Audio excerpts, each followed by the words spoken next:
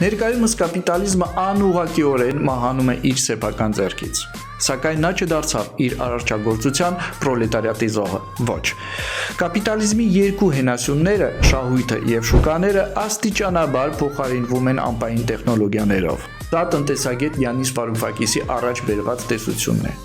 Նրա ասածով, անպային տեխնոլոգիաները դարձել են մի տարածք, որտեղ տիրում են ֆեոդալական դարաշրջանի օրենքները, այսինքն մի տարածք, որտեղ վարձը հաղթանակել է շահույթին, որտեղ ապրանքներ վաճառելու իրավունք ունենալու համար պետք է տուրք վճարել։ Դժբախտաբար մարդկանց եւ մեր մոլորակի շահագործմանը վերջ դնող հետկապիտալիստական համակարգի փոխարեն ձևավորվող համակարգը սրում եւ ունիվերսալացնում է շահագործման տրամաբանությունը այնպիսի նոր ձևերով, որոնք նախկինում անհնար էր պատկերացնել։ Հիմա, երբ աշխարհի բոլոր համակարգիչները կապված են միմյանց հետ, հարց է ծագում. արդյոք այս ցանցը անհնար կդարձնի կապիտալիզմի տապալումը, թե ի վերջո դա կդառնա նրա աքիլեսի կրունկը։